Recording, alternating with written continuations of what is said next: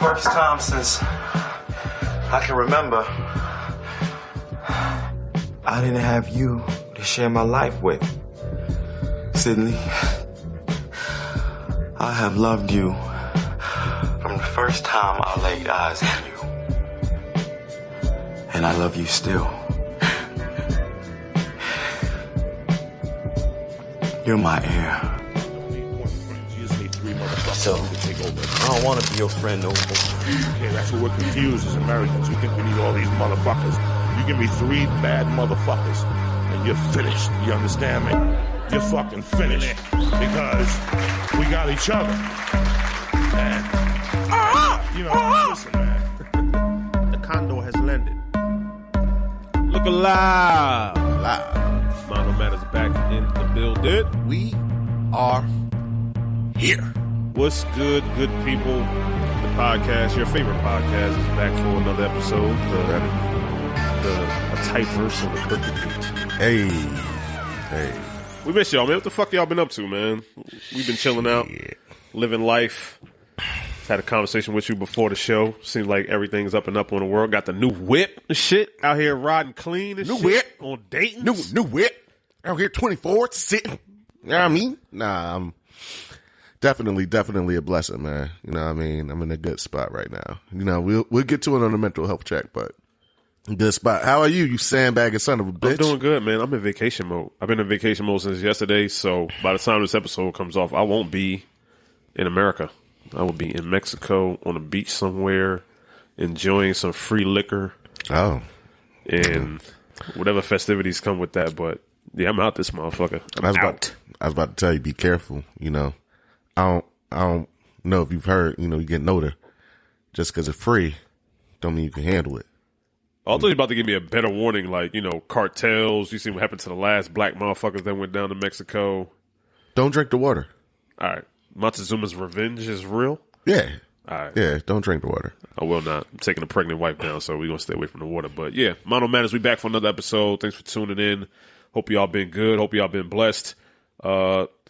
Today, on our episode, as we continue down this path of using these classic movies, these romance comedies and staples. That's what they are, staples. Iconic shit. Using it as a template to have these great conversations about real world romantic advice. Today, we look at a true rom-com classic, yo. Really? The 2002 film Brown Sugar, starring Taye Diggs and Sanaa Lathan.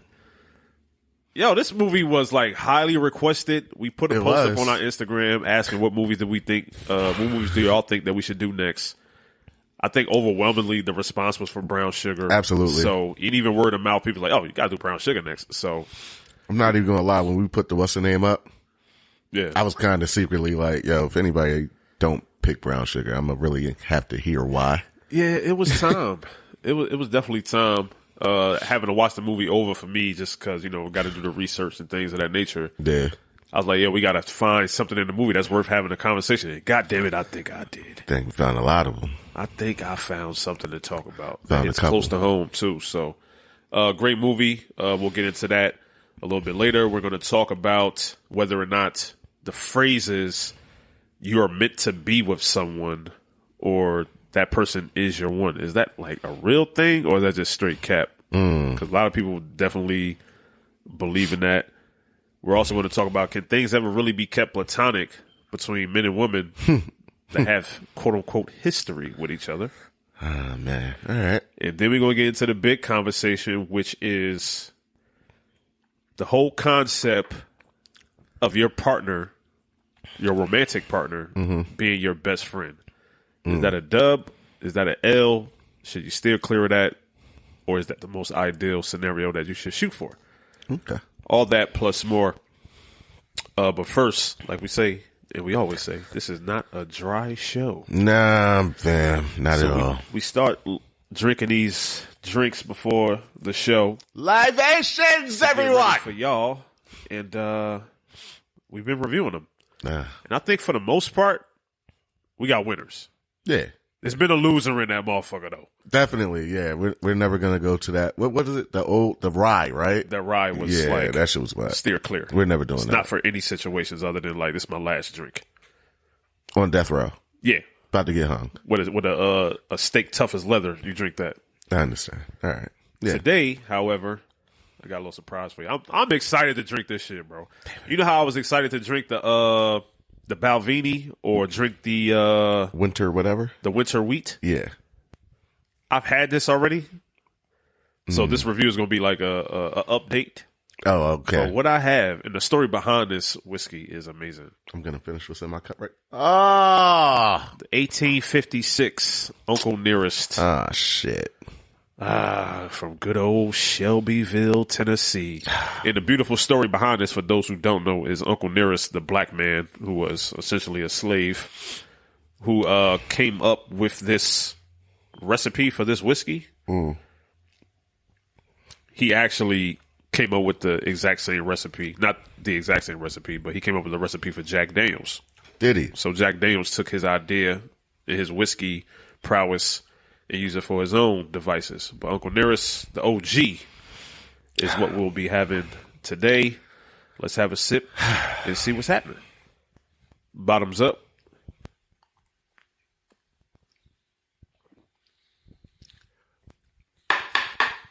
Yeah. Yeah. You know, we've talked about whiskeys for occasions and stuff of that nature. And I know we try to be an inclusive podcast. People, I'm going to tell you exactly what this whiskey is. Oh, this boy about to start spitting. This is, I'm really thinking about quitting my job type of fucking whiskey right now. Elaborate. What you mean by that? Like, this is,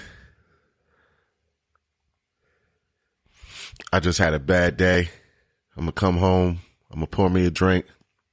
I'm going to contemplate some life decisions. And hopefully by I get midway through, I'm going to have an answer. It might not be the right answer, but it's definitely going to be an answer. It's damn sure. Let me break it down like this. It's smooth. It's good. It has some punch to it. Yes, it does. It ain't gentle. It ain't going to hold your hand. It's going to smack you in the face. You know what? The first thing I thought about after I took the shot, I thought denim jeans. Like what? Dark blue denim jeans. Dark blue denim jeans, bro. The shit like reliable. It's like sturdy. It does what the fuck it's supposed to do. You can count on it. It's definitely like when I think sturdy. about like, the first thing I thought after drinking this whiskey is this is just whiskey. And this is what whiskey's supposed to be. Like no nuts, no bolts, no additives, no flavoring, no hoopla. Exactly. No shindigs, no gimmicks, no nothing. It's just like, this is like straight up whiskey, how whiskey should taste. All other shit is kind of like we playing around with it and shit. We playing around with the original. Yeah. This kind of feels like pure. I know Pure maple syrup. Everybody's listening like, nah, get to the nuts and bolts. I'm going to help you out right now. It's 100 proof. 100. And you feel every bit of that. Yeah. Like you feel every single bit of it.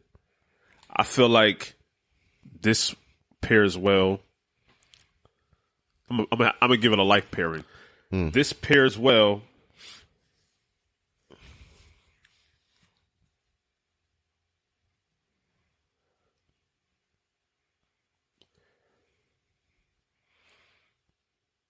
This pairs well with if I was to take a shot or drink some whiskey, and it was like a major life W that happened in my life, I want to drink this shit right here. Birth of your child, you just closed the deal at the fucking company and shit like that. You just got a promotion. I want this. Am I tripping or what? Right? I mean, I might need another shot compared to, we'll get into a mental health check and everything, but yeah, the weekend I just had, yeah, definitely. You deserve this, yo. I definitely do. But speaking of your weekend, we got to do a mental health check in. I'll let you go first. I know this boy riding clean out here. Tell me about it. Bro, I'm at a 9.8. Ooh. I know y'all ain't. Why you invading my territory? Y'all ain't never hear me above like an 8. So they like, what? That's the fuck? crazy. Nah, beyond the car, like, I know a lot of responsible adults out there know this feeling. When you finally pay off a bill you've been paying on forever, and you make that final payment or whatever loan or whatever you got to do, and you know, like, yo, I never have to see you again or hear you fucking call me for the rest of your fucking life. Shit to my house. Don't call me. Bro, I damn near skipped out that motherfucking building. Bro, I was so fucking happy. And then, of course, you know, win on top of a win, you know, drive off in something sexy and something sleek. It's like, yeah, it's about to be a cold summer. Yeah, man. It's about to be a real cold summer. Like, yo, I love it. I love it. I got a chance to sit in the whip and shit. That shit was nice. It fits you. It's you. Yeah. I like it. Yeah, definitely. This man about to be Batman. It's about to be so fun. Oh, man. I like it. I love it. I love it.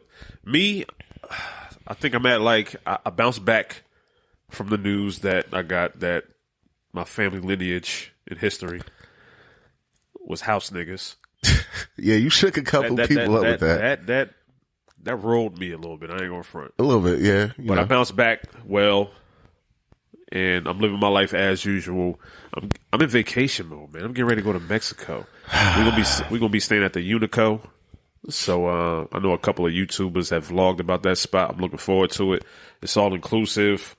It's a baby moon, so it's the last little vacation we're gonna be able to get before baby Sevilla gets here. That's true. Rest and relaxation on my end is needed. It's been a stressful year.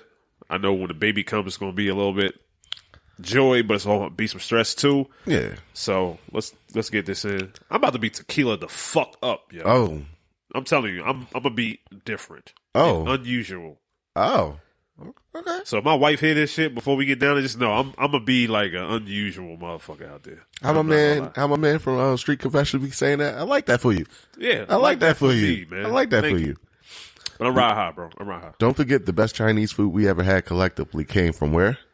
Mexico. It was in Mexico. It was in Cozumel. I'm not going there, but yeah, the best Chinese food we ever had was in Mexico. Never had nothing. What the fuck is the odds of that? Never had anything close. It was wild, out of control. That's wild. But as we proceed to our show, man, let's talk about some of the things that caught our eye off the internet and social media, and get into some news that caught our attention as well. First off, we can't talk about anything else without first giving condolences and remembrance to the great NFL legend Jim Brown, running back for the Cleveland Browns. Icon, man. Yeah, he recently passed away. He was a 3-time MVP. He was a Super Bowl champion or NFL champion in 1964, 9-time Pro Bowler, 18 first-team All-Pro Football Hall of Fame class in 1971. He made the NFL's top 100 players of all times list, and he did all this in, 8 or 9 seasons? Yeah. He wound up calling his career short and decided to pursue a career in acting and activism. As good a player as he was, for all he's done on the field, everything he did off the field was amazing as well. Like, speaking up for black people, civil rights leader, was hand in hand and in association with Dr. Martin Luther King, Jesse Jackson, among countless others. Funny memory about him was I grew up in a household where my father was a Cleveland Browns fan. He used to have his big ass Cleveland Browns garbage can. I used to play basketball on, and anytime he talked about football players, he always talked about Jim Brown first. The first book I ever attempted to read was the autobiography of Jim Brown, which my father had a copy of that, so I got a chance to learn a little bit about the man before actually seeing him play. Watching highlights at least, but from what everybody say, one of the greatest athletes of all time, one of the greatest myths in NFL history was that he was never tackled for a loss, which is an amazing stat. Yeah. Did something that I don't think many athletes today could do, was walk away from the game in your prime. Yeah. Not many can do it. I could think of 3 maybe off top. That's crazy. So, yeah, rest in peace to him. Your legacy has been left. You're a great man. We all aspire to do half as much as you did. So, rest in peace to Jim Brown, man. Absolutely. And it's crazy that a lot of younger people, you saw Jim Brown as an activist or, getting involved when things need to be said. A lot of people didn't even really know he played football. like the younger generation didn't know. So whenever your legacy outweighs what you did in that manner, like, that's special. Recipes.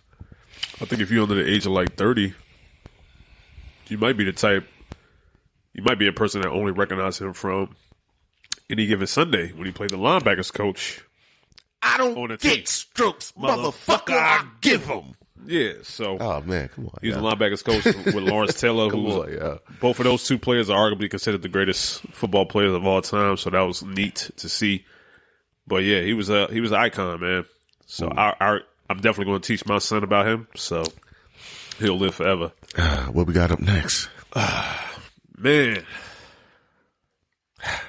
You go from one guy who displays poise and confidence, and decorum, and grace, and character to this motherfucker. Memphis Grizzlies guard John Wick. Oh, excuse me, Ja Wick. It's Ja Morant. Okay, there you go. I'm sorry, I get so confused because he likes to play with guns so much. Got caught in the Instagram live, I believe it was. It wasn't his account, but his friend was going live in the whip. Yeah. Motherfuckers rapping to some whatever, NBA young boy or whatever. Yeah. And in the midst of the rah-rah and hoopla in the whip, his friend just happens to catch a quick glimpse of Ja playing with a pistol in his left hand. Coming off of the fact that he just got caught with not only threatening somebody with a pistol, but getting caught with a pistol inside of a strip club less than a month and a half ago or something Maybe like that. Like 2 months, yeah, tops. He made this confession and showed all his sorries and apologies and things, and said that he was going to change his nature, change things that he had to work on. Went to some resort in Florida. It's therapy, allegedly, right? Allegedly. Right. I think he was there for less than 2 weeks. You want to go first on this, or you want me to go? So, yeah, here we are again. He makes $200 million in NBA in his contract. I think $194 million guaranteed. Nike sponsorship, Powerade sponsorships. I think since Powerade and Nike have both pulled their endorsements of him. I know Nike pulled his shoes. I'm not sure if they pulled his endorsements, but they definitely pulled his shoes. Well, his contract probably is still going to be pending any drawback that's coming after this. So he'll still be on the contract, but I'm pretty sure going forward he'll be released as a Nike athlete for sure. But yeah, what's up with these dudes, bro? That's your man. I don't know this, man. Do you think that rap culture has had this type of impact on young men to where even when you have all this at stake to lose, that you still on this type of time, or is this something else? I don't, coming from the background we come from, I hate to indicate that music plays a part in what you choose to do. We grew up in an era where not only was the music a little bit more violent, but the neighborhood we were in was more violent. And yet we still had the common sense and the wherewithal not to operate in such a capacity like this. It's weird, yo. It's weird. And I see all the comments and everything like, yo, this is going to be the first motherfucker to play his way out the league, like graduate from the league to the hood. And it's so sad. Like, I mean, I'm one of the rare people that can actually say, like, you like playing with guns. So do I. That's what I don't do, though. Flash them on IG Live. Exactly. Stuff like that. Like, you know exactly what I got in the hurt locker, as we call it. Mm-hmm. Like, would it be acceptable for me to listen to, like, 50 and get excited and then pull Abigail out? Nah. And that's my point, though. You as a multiple gun owner, I feel like if you was listening to some shit in the house, or you was watching some shit on TV, a movie that just inspired you to be on some like gun toting shit, and you want to do that shit in the privacy of your own home, I'll be on some shit like, that's kind of strange, but if you want to do that, oh well, that's you. Exactly. But it's the going on Instagram live thing. It's the strip club thing. It's the out in public thing for me. I don't see, and I'm not saying that not one of the people that believe that African Americans have a culture, but hip hop is ours. Yeah. All right. So hip hop, if we do have a culture, hip hop is a part of that culture. Mm-hmm. You don't see nobody else doing that. So I feel like rap, hip hop, it does play a part in this persona that some guys try to play online. I feel like when it comes to like the way guns are being brandished or the way they're being flashed, yes, I feel like hip hop does play more of a role. But if you're talking about like gun toting and like full fledged like gun ownership, No, that's not what I'm talking about. I was about to say, believe it or not, that's country. No, that's not what I'm talking about. Okay. Because like if somebody was like doing that shit in the field or doing it next to a dead moose or something, Yeah, something different. like, all right, yeah, All right. cool, whatever. Yeah. Or but the whole things are like pulling out guns and like pointing it on the cameras or some shit like I will body you. Like that's not something you see in country music for real. yeah, not at all. It's not the threat of like I'm toting this and I will use it on you. They make songs about it, but they never like flash them. Like, you know, came home with the shotgun. Yeah, so I'm not blaming hip hop. I'm not blaming rap culture. I'm not blaming hip hop culture. I'm blaming social media. I'm blaming like some level of bad parenting, and I'm also blaming like there is an influence that is associated with some of the rap that is going on right now. That's a good Young Boys. That's a good fucking question. Where the fuck is T Morant? What the fuck is going on? Better question. T Morant, Ja's father. Better question. Like I said, you know what's up. If you know I have that, why are you recording it at all? Exactly. Like, Cats gotta go live. I don't understand. That's the part that initially had me like, you know he has it. Why would you even like? And he tried. I will try to shoot him some type of grace. He tried to snatch it back real quick, but still, like, come on, bro. The timing of it is tacky too, bro. It's horrible. So like you know what just happened. Exactly. It's like for you to even be in that situation, a lot of things had to occur. You had to get up with your homies. Yeah.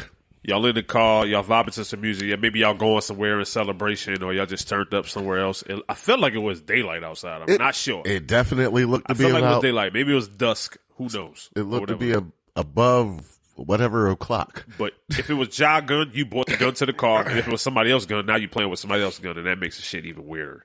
Yeah, But, exactly. So, like, after what just happened and after everything that just had at stake, you just got suspended for this, my guy. Like, Yeah. why would you find yourself in this position again is beyond me. But hopefully, he's 23 years old right now.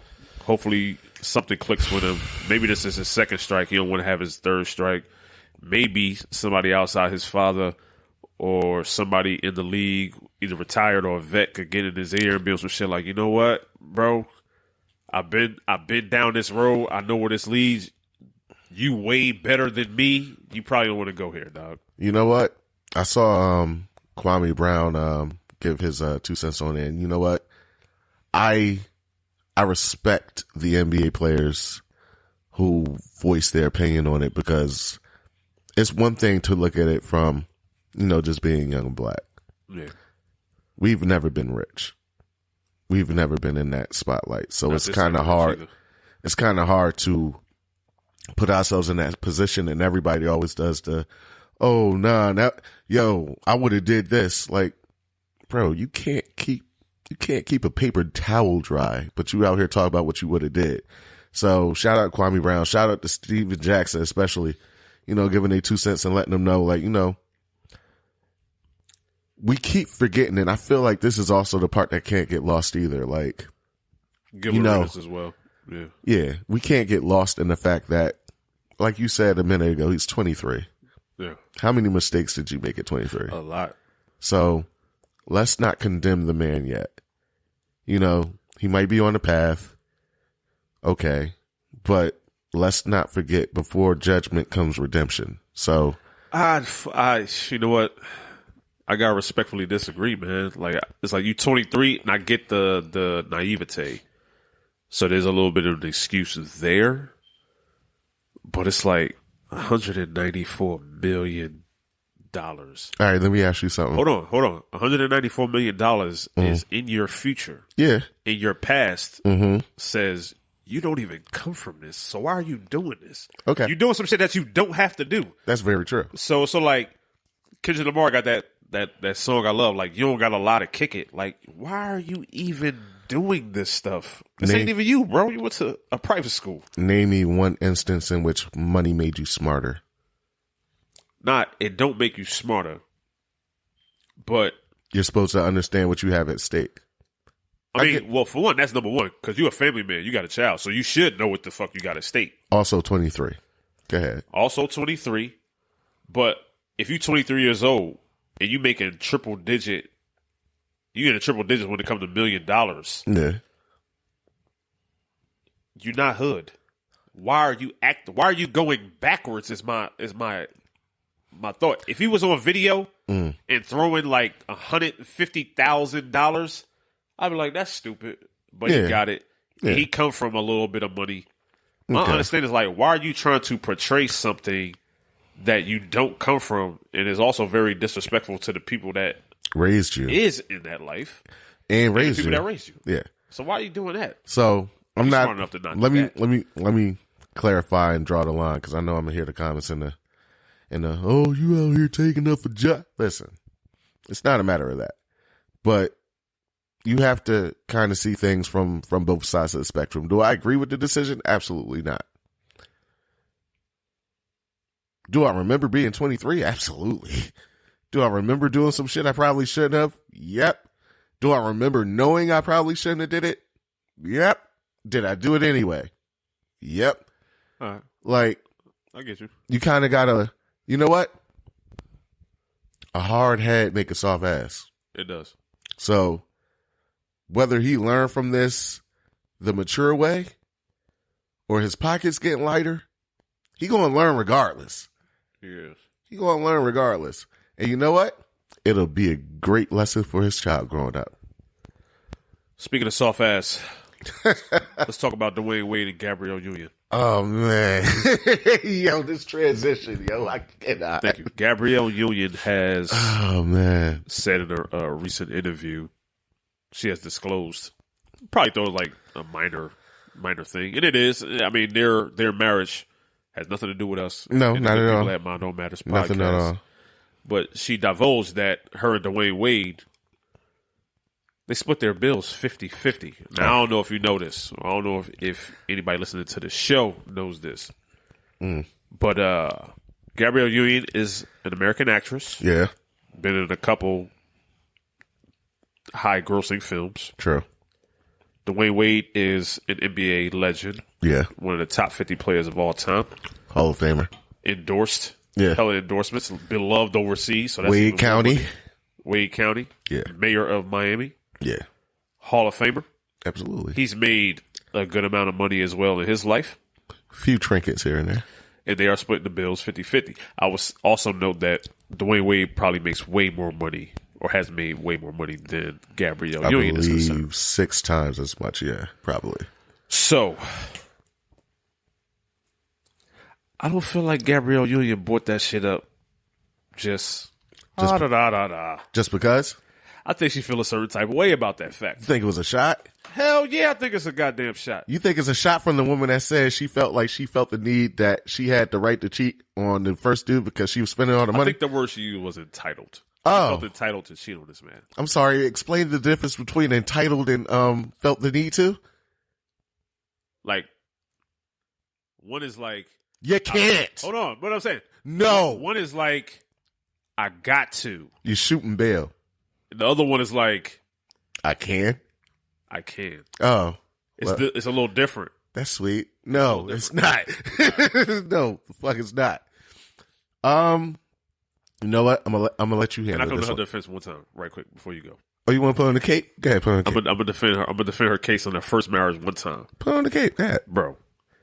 If you are a woman and you're the breadwinner in your relationship, and a dude is constantly cheating on you, and you Gabrielle Union, and you look like Gabrielle Union, hold on. I can see how she might have that feeling.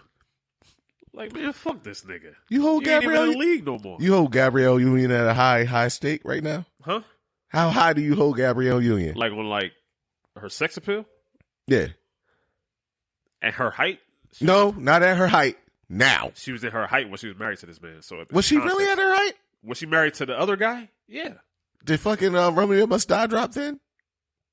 That's when she was at her height to me. That had to be. Okay. All right. Carry on. My fault. Sorry. Go ahead. Gabrielle Union's sex appeal has never been lower than a 7. You can shrug your shoulders all you want. I'll honor it. Gabrielle, I'm not even going to fight. Look at her. I'll honor it. I'll honor it. If you looked at her and she never opened up her mouth to say anything, you'd be like, oh, that's a solid 8 or more. So you mean if she never spoke? Yeah, her speaking brings her down. Obviously. But we talk about Gabrielle Union. You know what? Let's not get off topic. But anyway, Gabrielle Union, they splitting bills. How do you feel about this? Much to do about nothing. I'm going to say because I've never been in a situation where I've been rich or had to split bills with anybody that was rich or had to split bills with anybody that was richer than me. Now, from the other end of that spectrum, I've been in a situation where I've split bills with somebody that's made more than me. It's not fun. It ain't something I would absolutely jump into or like pound the table for. I believe now just my role, and I'm gonna stop everybody out there from hopping in the comments and saying cap. If you feel the way you feel, that's fine. If you don't feel the way I feel, that's also fine. I feel like part of what Chris Rock was saying was absolutely true. You know, love is ultimately determined by what you do or circumstantial. Like, the only ones that are loved unconditionally, women, children, dogs. Right. Men are loved under the conditions in which they provide. It's a cold ass fucking saying, but it's absolutely fucking true. And you could debate it with whoever you want. But I don't give a fuck. But, yeah, no, I absolutely don't see me splitting everything 50-50 anymore. Like, that's not just going to happen. Why? You would rather it be that you pay? I would rather... You know what? I've adopted the idea of anything pertaining like house-wise, as far as like rent and mortgage, let me take care of that. Because the last thing I want to hear is like, yeah, we're not going to be able, I don't have my half because of this. Like, nah, fuck that. And you know my temperament. I'm not really good with hearing, so you decided to do something personal instead of like contribute to the team. Nah, fuck it. I got it. So you feel like Gabrielle Union is taking the L in this situation? I'm going to try to speak and leave how I personally feel about Gabrielle Union out. I feel like to each his own. You still never got over Deliver Us from Eva? It's past that. I'm past that. Okay. But I feel like to each his own. I feel like, you know what? Let me talk about the other half of that real quick. The backlash that this woman caught from saying that was a little bit jarring for me. It's very jarring. Like, I don't understand how you can sit there and criticize a relationship. Obviously, something's working. It's still in effect today, right? And we've obviously come to the place where everything doesn't work for everybody, but it clearly works for them. So I feel like the most balanced, I guess, relationship, when you also got to remember, if you're doing a balanced relationship, be aware of who you're doing it with. Right. And make sure they have the capacity to do it themselves. Yeah, so for sure. There's a reason 50-50 works. Maybe, what if these are two dominant people? What if they're two alpha personalities? I can see that with them too. So, you know, that's probably why the 50-50 works. Now, you know, it comes at an age where, you know, 50-50 is like a death sentence. You can't say that out loud. Oh, yeah, they get real offended when you say 50-50. Like, can you imagine being like, hey, listen, you know, I understand, I respect your 90-day rule, but me, you know, I have a 90-day rule as well, where, you know, first couple of dates, we're just going to do everything Dutch 50-50. You cool with that? Well, I would say this. As a married man who has done 50-50, I would say the shit is trash. It really is trash. Trash? It's really trash. All right, so what's trash about it? What's trash about it is the fact that you have to like sit and listen to your woman talk about. You have to sit and listen to your woman talk about shit that she really shouldn't have to worry about. Like what? Like bills. Like what kind of bills, though? Planning out the future. Like coming up with rent. So it's sort of like, yo, you will want your woman ideally to be focused on something that will transcend y'all's relationship, right? Mm-hmm. So I want my wife to be talking about stuff that is going to like elevate our family. Okay. Make our kids' life better. Mm-hmm. Like that's the shit I want you to talk about. I want you to have to talk about like how you got to put away this, put away that. You got to save this from this check. Da da da da. I feel like when a man pays for things, it leaves room for the woman to kind of blossom into like the role that she would be the best for the team. Essentially, if you asking your top defender to also be the top scorer or pick up the scoring output, it kind of makes for a dynamic where you really can't focus on what you want to be. I bring it to NFL terms. You rarely ever see the number one offenses in the league also lead the league and be a top defense as well. Because you spend so much time focusing on that shit Monday through Saturday. So it's tough to kind of switch that to Bills and shit like, God damn, yo. I gotta really figure out the bills, the food, the kids, and all this other shit. And when I look at my checking account, it's sort of like I'm just working to make sure that we doing what we got to do. I don't disagree with that. But me in my single mode, I kind of look at it like, yeah, I strive to get there. And I have that perspective. I believe it just plays a little bit differently when you're single. And you're you know, when you're in the field like that, you can't approach every situation nor every person with that type of mentality because you're going to end up getting burnt anyway. You're going to end up getting burnt. But let's talk about the situation right quick, though. All right.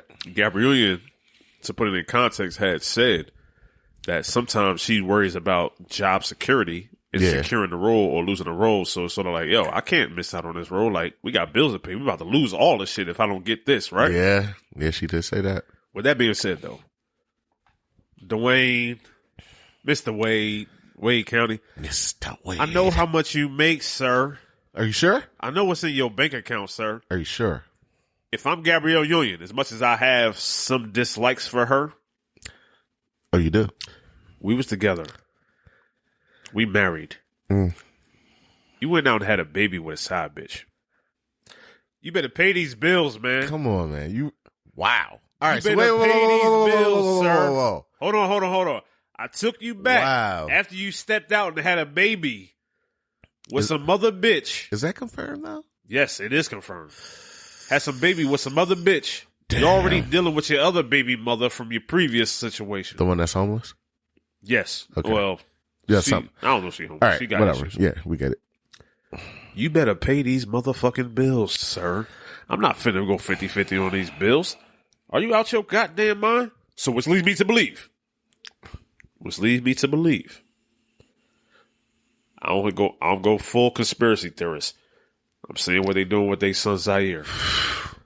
No. All right? No. Hold on. I'm seeing what they doing with their son Zaire. Like he gonna be a hell of a basketball player. All right? He got another son. I'm not sure what he is. We're not doing that. All right?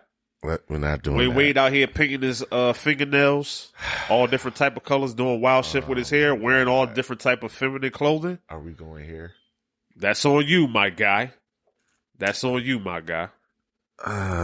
Shit. I have a feeling that Gabrielle Union might have an idea that it might be a little bit of Will Smith in this man.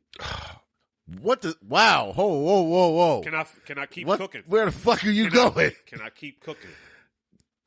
I think Gabrielle Union knows some other shit is going on, right? Yep. Being that some other shit is going on, and he had a baby with somebody else, and y'all still splitting the bills 50-50? God damn it, Gabrielle! What the hell did you do?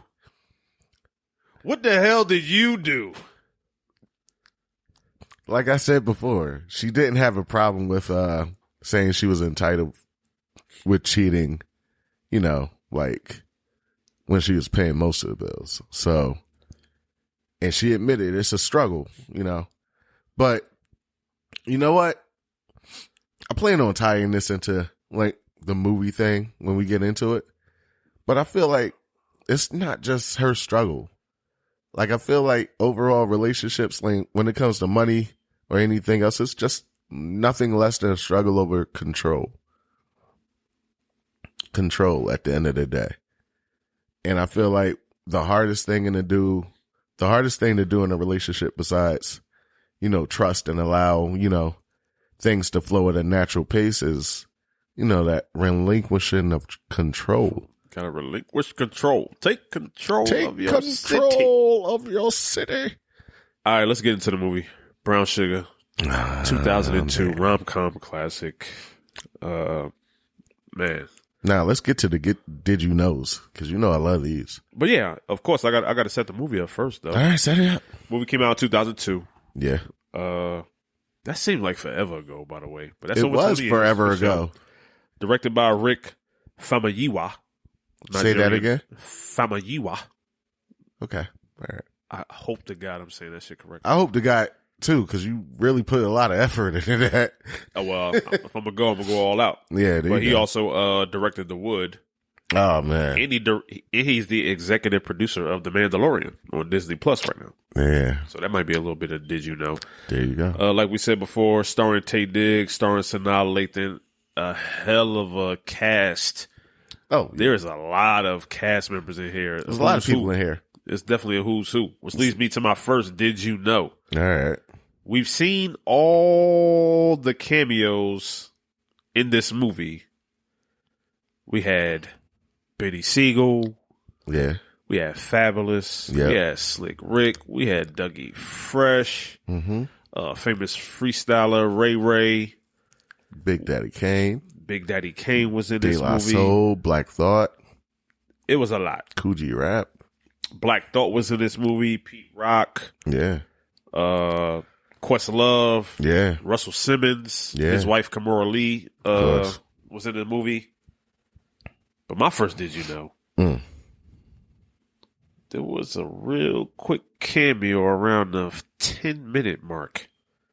Right before Kimora and Russell had walked into the party. Mm-hmm. But you ain't peep it, did you?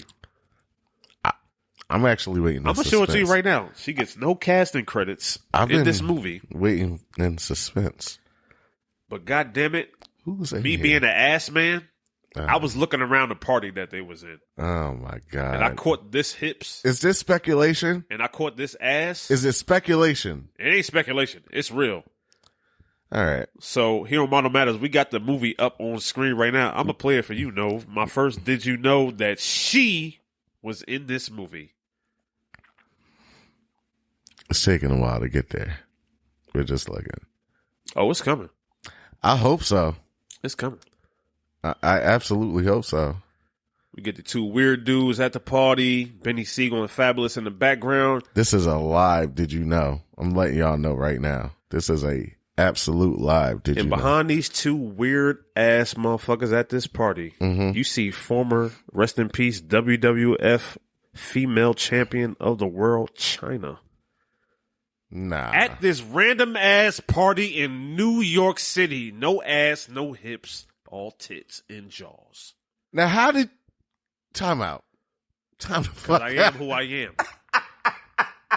Because I am who I am. Time to fuck out. First of all... I do this shit. Nah. You're doing it for all the wrong reasons. And you're underpaid. Let me point that out. You're underpaid. I know. You set the scene as if you were looking at something like incredible. Well, that's incredible. If I remember correctly, Chyna was a baseboard with like, you know what? Never mind. I'm not going to get into it. Rest in peace, Chyna. Rest in peace, Damn, Chyna. son. Rest in peace, Chyna. I'm not going to do it. But, yeah. Time out. Give me the remote. Time out. Let's do that. Give me the fucking remote. Why are you here at this party, Chyna? I was watching this shit with my wife. I said, hell no. Can't be. And then I looked at the ass and hips and I said, yep. That's her. Yeah, he's absolutely right. Yeah. Yeah, Bro, you can't mistake that jaw. That's America's jaw. All right, shout out to China. Rest in peace. Rest in goddamn peace, man. That's Wow. crazy. This is the weirdest did you know ever in life. What More little known facts about this movie. Shit. People who watch these type of films, and if you listen to our podcast, you're probably a fan of the rom-coms, and especially since we've done all black movies so far, you're probably a fan of black rom-coms and black romance movies. Black love. Those who watch the movie might also know that Reese and Kelby in this movie are the real-life married couple of Nicole Ari Parker and Boris Cujo. Yeah, I know that. You don't like either one of them, but I really fucking don't.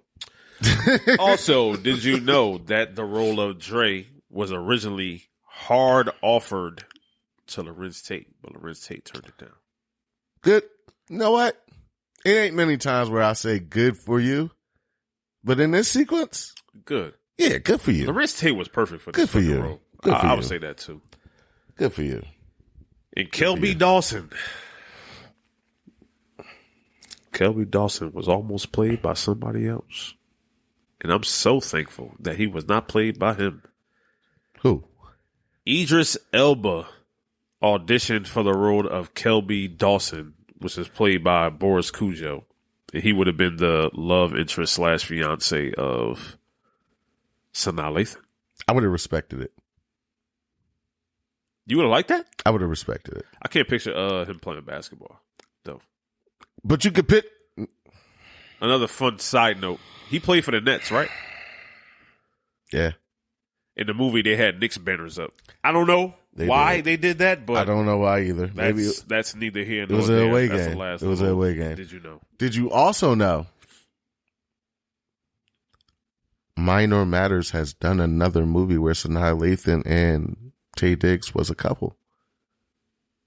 What was the name of the movie, sir? The Best Man? Ding, ding, ding. Yeah. So you the go. Best Man. Yeah, this is not the first time that there was a couple. Yeah, I'm getting tired of it though. They was also in the wood together. Were they really together though? They was in the movie together. Not Yeah. together. I mean, you But know. yeah. But it was what, 2000? So, you know, that it was recycle and repeat. Wasn't Boris Cujo with that shit too? Wasn't he like I don't the dude at the prom and shit? Oh, you mean the creep guy that was checking? Yeah, he was. Anywho, I digress. Yeah. But yeah, we're using the movie as a template to have a greater conversation about best friends and romance partners Yeah. blending together. Yeah. This one kind of hits home. This one is something I have very, very, very, very familiar feelings around. And I have a strong opinion on this shit, man. And I'm curious to get your opinion on it because I know that you more than me have found themselves in a situation where you've had female, like, real friends. So I try to steer clear of that in the past, but this has happened. I'm kind of still stuck that China was in this movie. China All right, go is ahead. definitely in this movie. That's crazy. Wow. That's wild that she got invited to this party. Yeah. Whatever. That's wild. But, So let's talk about it, right? We'll start off with the first conversation. Can things ever be truly platonic between a man and a woman that have history with each other? explain history. So here's some examples. Childhood friend. Mm-hmm. Y'all been friends more than 10 plus years. Friend of the family. And let's say the last one could be y'all have history in the sense of maybe y'all dated right quick or y'all smashed right quick a long time ago.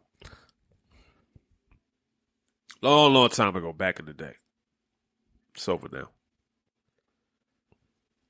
It was that one night in fucking Bergen County, New Jersey. Like, whatever.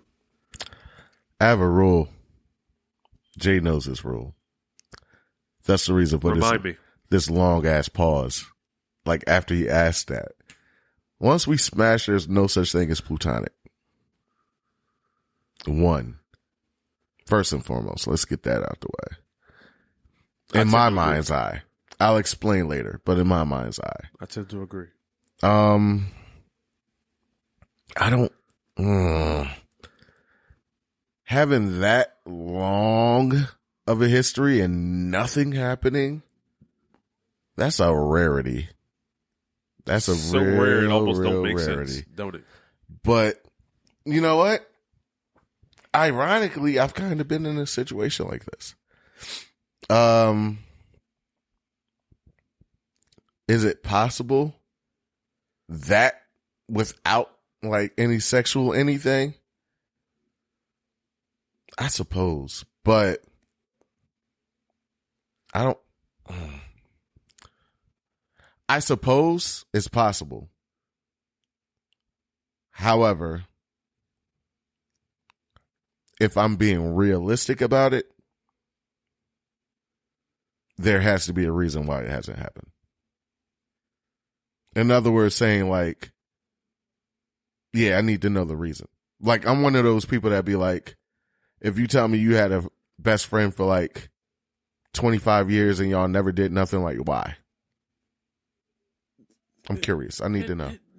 No, I want to know why. I want to know why. It ain't no why. I want to know. Why, bro. I want to know why. It ain't no why, bro. We men. Uh-oh. Right? So Here we go. We men. we men. We men. Okay. My good friend Weeman. Okay. We men. Go ahead. We are men. Uh-huh. It ain't no fucking woman that we gonna keep around that's gonna be, oh, that's my friend from childhood. It will always come with the follow-up, she damn near like family. That's gonna always come up. If she's just a friend from childhood and you ain't smashed, she either paraplegic, right? You know her mother and the rest of her family, and you don't want to cross that line. Or she had a boyfriend the whole time that y'all was friends or something like that. There's no way possible that you could be childhood friends with somebody that's the opposite sex and then not have something along the lines of y'all like family. I know your grandma. I know your aunties. I know your uncles. I know your cousins. Why was your first... We've been together since yay high. Why was the first go-to paraplegic, though? That's the only thing I can think of physically that would be on some shit like, you know what? I don't want to do this. That's the only thing that would stop you? You can't move? I would hope so. That would be it. That would be the only thing. From a physical standpoint, yeah. I'm calling bullshit. Because I can't even think of a scenario where you'll be on some shit like, I got a female friend I'm not physically attracted to. She got an eye patch and a wooden leg. But we've been friends for 20 years. She got an eye patch and a wooden leg. If she got an eye patch and a wooden leg, and we've been friends for 20 years, it was probably one night I was like, you know what? Fuck it. Hey, yo, this nigga fucking optics is a fucking right? awful shit. This nigga's all, yo, he's all. Come on, son. Like, think about all the good times y'all would have, all the good vibes y'all had, all the good conversations. This motherfucker probably make you laugh because she got the wooden leg and shit. It would have to have been one night where you went on some shit like, you know what? Fuck it. Yo, this nigga's gone. This nigga's I know you're not getting nothing from nobody else. Why not? Oh my God. Shout out to Uncle Nearest. That's all I'm gonna say. It ain't got nothing to do with that. Yo, you sure? I'm positive. All it don't right. have nothing to do with that. All right. But bro, be friends with a woman that you are unattracted to for 20 years. To have somebody in your vicinity, in your tight, intimate space for 20 years and not have some attraction to them as a person, as a human being, is damn near impossible. You might have to find 20 years, you would have to find something endearing about that person. You know what it is also, though? I like being around this. No, you know what it is? It has to go like this. And to be honest, this is legitimately how it went. You can have somebody that has been in your life for 20 years, but the proximity is a lot different. So like, you know, you have your A1s, day ones, you, Peace God, shout out Peace God in their sleep. You know, like, you know, we've been in close proximity for 20 plus years, right? True. And then you have, you know, other people that have been in the realm or around And it's been like, you know, not so much in and out, but more so like, if it was like, you know, you take the show Friends, right? Or you take The Office, right? You have cameos every once in a while and repeat characters and shit. Like, not all the way there, but, you know, like a recast character. Like, when, I know y'all gonna kill me in the comments. I really don't care. I gotta make this known. Like, when Rachel left for a second, then came back, and Ross was, like, super excited and shit. Like, you need those type of female friends. Like, it's weird. Like, if I have an attraction, a serious attraction, I know there's only so close we can be. Like, please don't call me and tell me about, you know, like a relationship or something you're in and I'm physically attracted to you, because it's not going to go the way you think it's going to go. Right. But that leads to the dynamic of,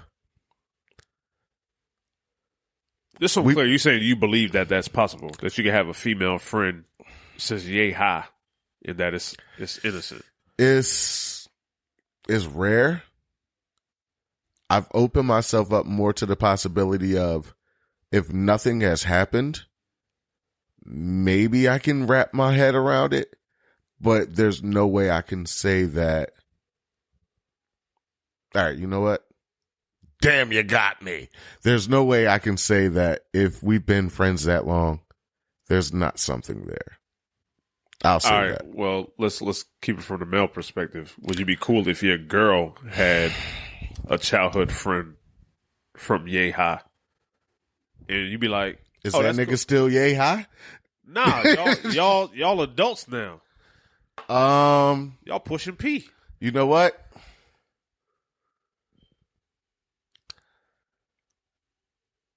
In the theme of this movie, in me being me, there are certain things you'll never, like, we're going to delve into the next little tidbit for a little bit, but like, there's something to be said about like having a connection with your partner that nobody else has. And it's hard to, and I'm not saying it as a race, and I'm not saying it as a competition, but 20 plus years. Yeah. Yeah, that's tough. Would you be cool with your girl having a friend like Dre? Like who? Like this nigga? Yeah, like Dre. Tate Dick's character. He know everything about me. Nah. And here's why. Here's why, though. If we're talking about the differences between Dre and Sid, all you have to do is look at when they got married or when they were about to get married or engaged. When Dre told Sid he was about to get married, she was like, oh, shit, really? You sure? Yeah. All right, cool. I support it. When Sid told Dre she was about to get married, this nigga tried to talk her completely out of it. He did. So, yeah, if you're asking me if I want the nigga that's going to talk her completely out of marrying me, no, the fuck I don't.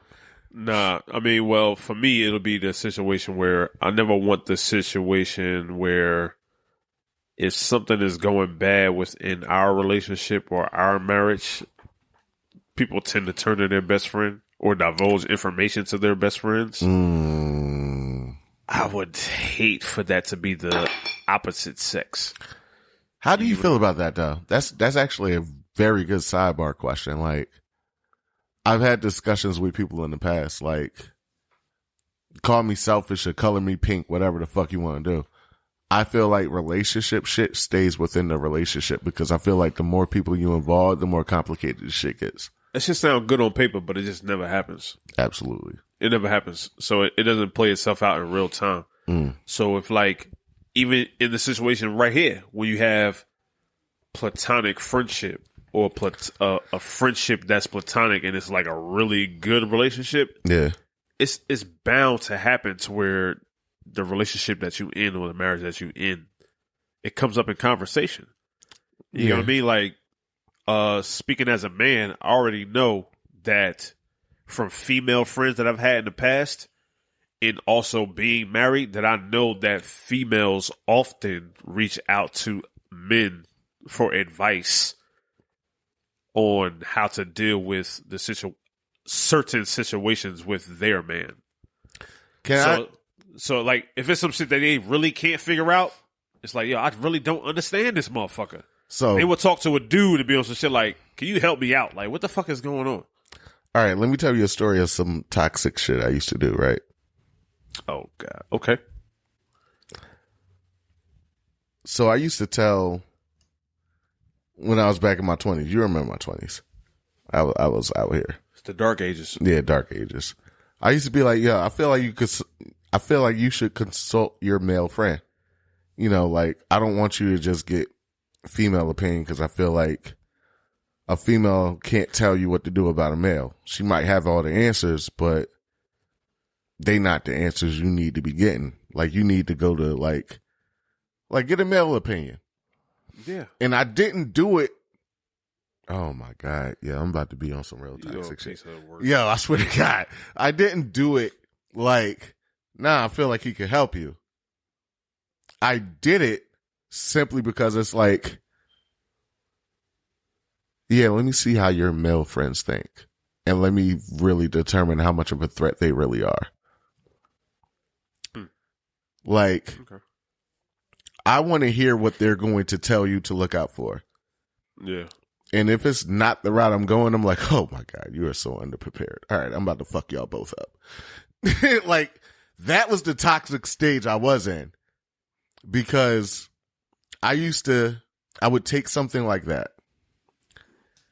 But then I would turn it around and be like, do you not see what your male friend is trying to do? He's trying to tear us apart. Why would I do that? What sense does that make? What do I have to gain from that? And I really used to uproot. You seem like you're judging me. No, I'm not judging you. You just hit on a point that I feel like makes my argument for later.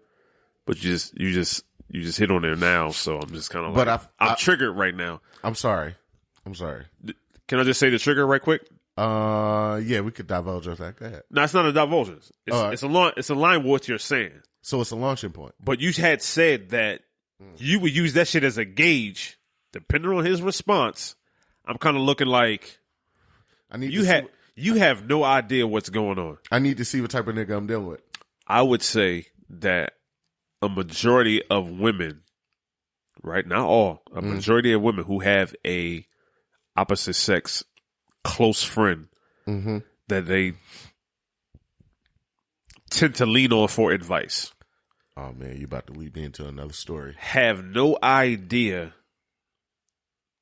of when that man's intentions are changing, when his end game is changing, or when he running game on you.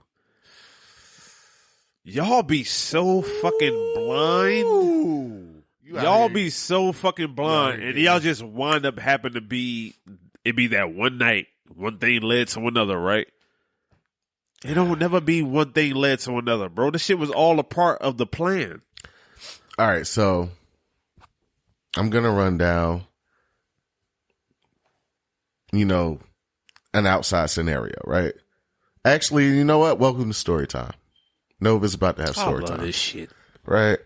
So there was a scenario one time where me and one of my female best friends, Naira, shout out Naira. I know you listen to the podcast, so I'm about to put all your business on the street. I don't give a fuck. Oh well, Naira, you be good. But she called me in the midst of a panic. I'm at work. I'm like, hello? Like, oh my God, I'm panicking. What the fuck? Calm the fuck down. Calm down. What the fuck is the problem? I have a flat tire. I have to get to my what's the name. All right, cool. Normal shit, right? Cool. Very first question I asked, why the fuck ain't you call fill in the blank? Yeah. He sleep. Wake him the fuck up. Right. I'm saying this because as a man, I know how I would take it. Wake him the fuck up. Nah, he gonna be mad at me for waking him up. You gonna hear about this later. But all right. What's up? Walk me through the fucking dilemma. Crisis averted. Makes it to where she has to go. Right? Mm-hmm. I didn't do anything outside of any type of friend level. Whatever. She proceeds to tell boyfriend that she had a panic attack and told me. God, man. See how I didn't even have to say the end goal right there? That's wild. But I'm going to go into it. Boyfriend then proceeds to refer to me as boyfriend number 2.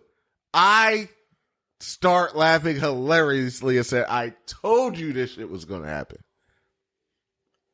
That's wild. But moral of the story, if you take nothing from this, viewers, listeners, by the way, we never said like, share, subscribe, and follow. Like, we haven't really pumped that. MindNoMatters@gmail.com.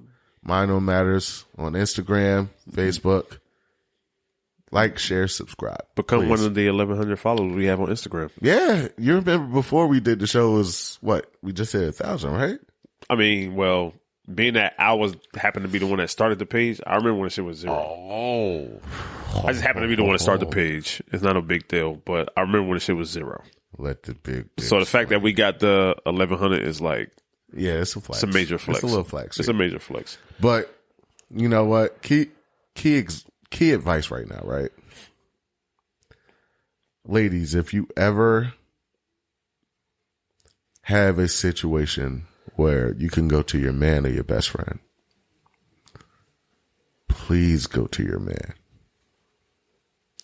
And I'm saying this as a man that has been in it and on the outside. Go to your man. There's nothing worse than having that feeling of, oh, this motherfucker can, oh, this who you gonna run to first. Now, wait. Bro. Now, wait. No, I ain't about to cut you off. Let me take the other side. Well, what if I feel more comfortable going to my best friend than my man? Well, guess what? You tripping. I hate to tell you this. You fucking tripping. You got the wrong man. Or maybe you wish your best friend was your, you know what? That's too deep. But hold on. Let me, because we both homies in here. Let me take it to the other side, right? Ace. Men with female friends. Come Bro, on. could you imagine ever being in a situation where you be on some shit like, I was hungry,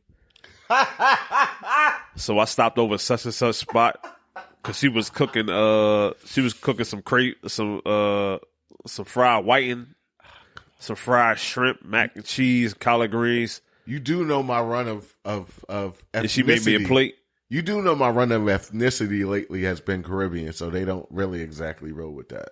But I'm saying, like, you was hungry. Yeah, no. And you told your girl Starve.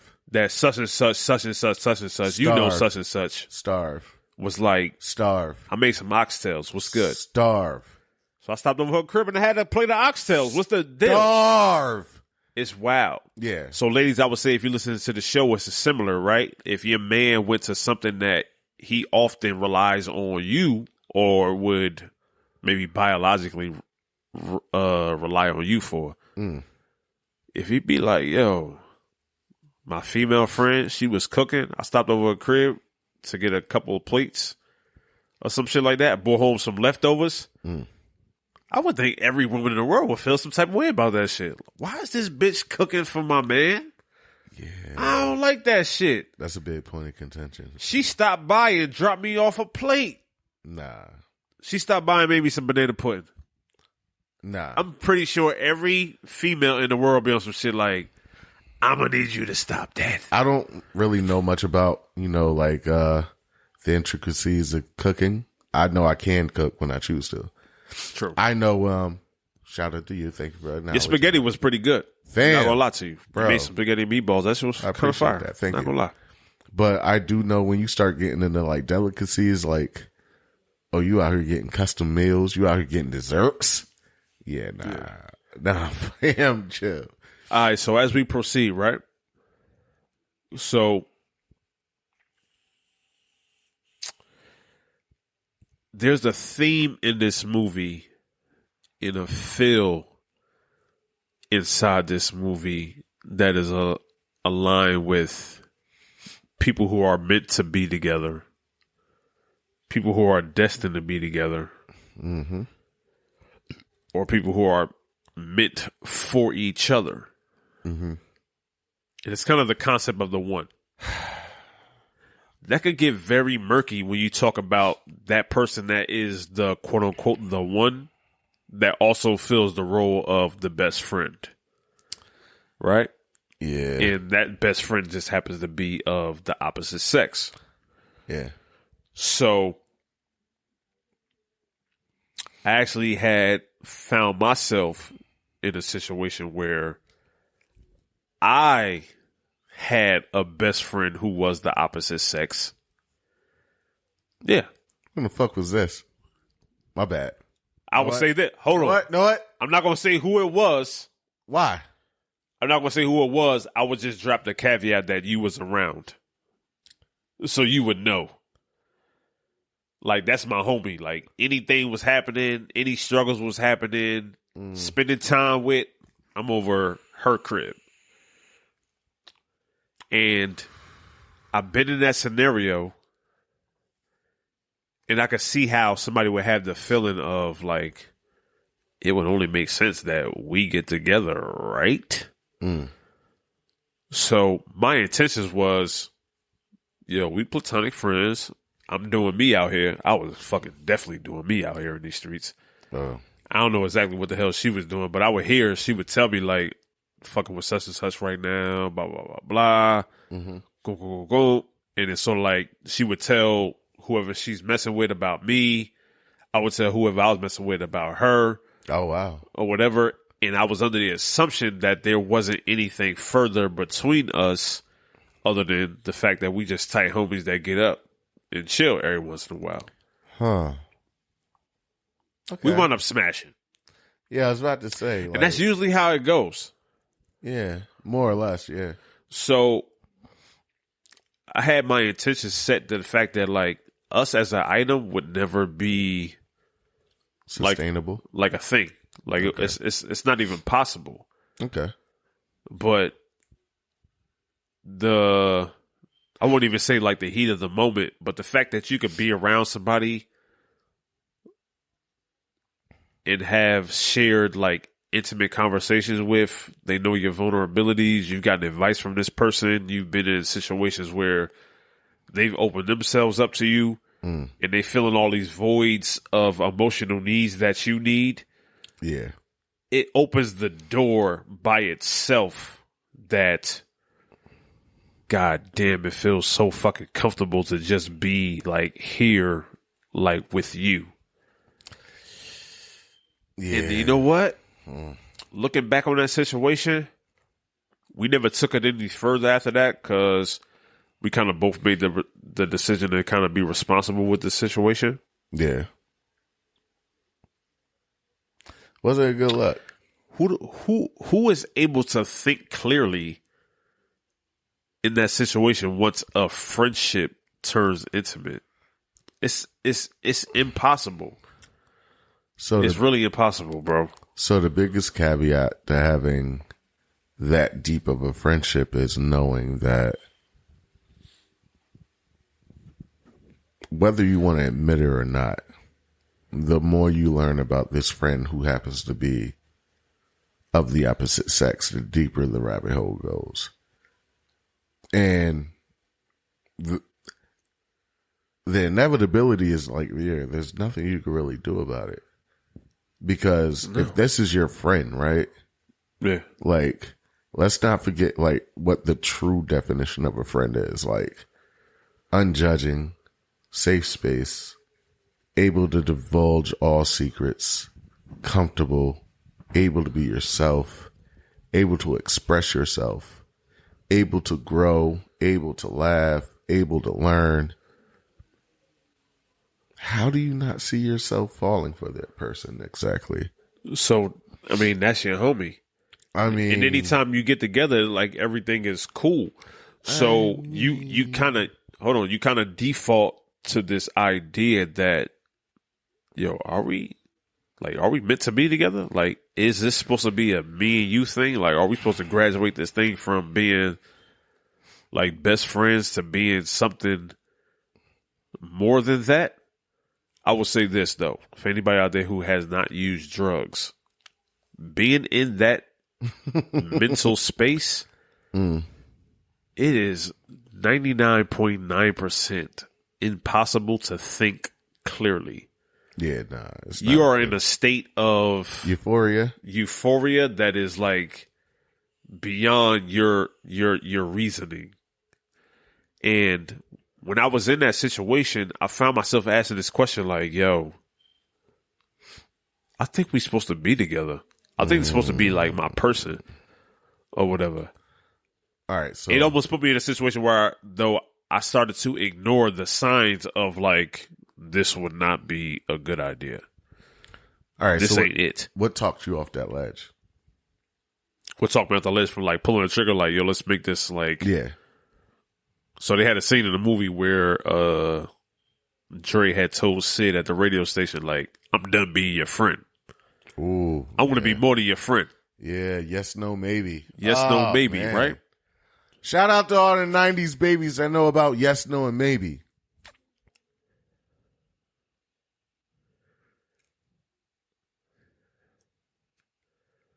When you talk about making somebody your person, it's more that go into it than feelings. Are we talking about right now or before? We talking about anytime. Okay. When you decide to make somebody your person, like this person I'm about to be with, it's more than like feelings. It comes down to how this person fits into your life, how this person fits into your goals. Can you deal with their shit? Can they deal with your shit? You got stuff that you haven't told them. They got stuff that they haven't told you. Are you going to be able to deal with that stuff? You also have the thing of when you're friends with somebody, you don't necessarily have to deal with conflict too much. It's like easy peasy. We get together, we chill, we hang out, we bug out, we watch movies, we chill out, and everything's good. But when it comes to their problem solving skills, you kind of like, every time you face with like a tough situation, your ass kind of like, I don't like the way you dealt with that situation. Like all that stuff becomes something that you have to think about. And when you projecting like something serious with a person, your mind automatically goes into this idea of forever. Could I see myself spending forever with this person? And sometimes the proof will be in the pudding. Like you'll be on some shit like, nah, I wouldn't. Based on how you handle this situation, I know how you do when the pressure is on. Nah, I'm good. All right, so let me ask you a question. And this is debut exclusive, Mind on Matters thought process. Is the male and female platonic friendship / relationship just a safe relationship? Now follow me, right? Most of the benefits, none of the hang-ups, none of the responsibility.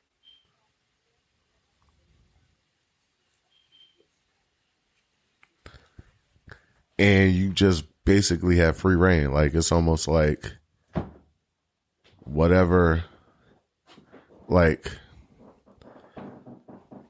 if I'm the friend or best friend, whatever, right? I'm not in a relationship with the woman, but you know, like I have access. I am consulted. I am able to be around. You know, we have that type of engagement. Like it's not too much. It's not too much. It's not too overbearing.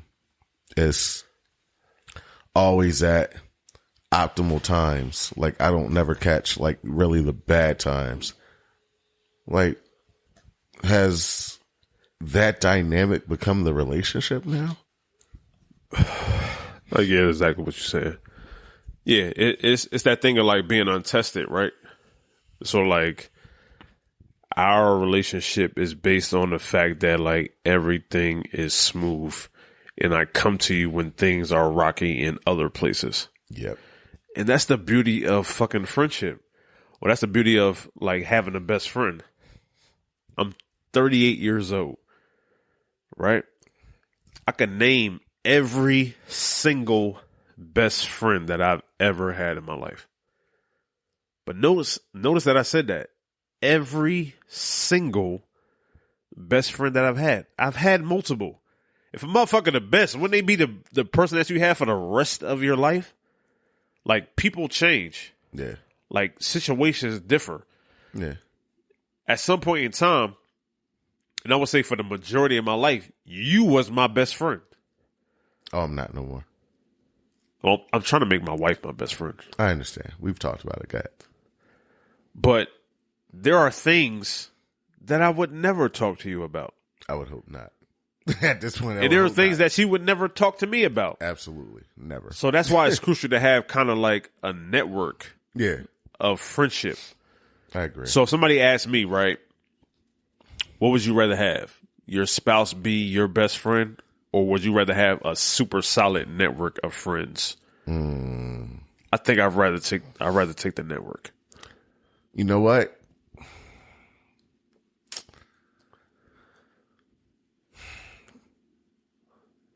I'm going to piss y'all off out there. Can I be 50-50? Or do I have to pick a side? No, you can be 50-50. All right. I'm going to say 50-50 in this regard, right?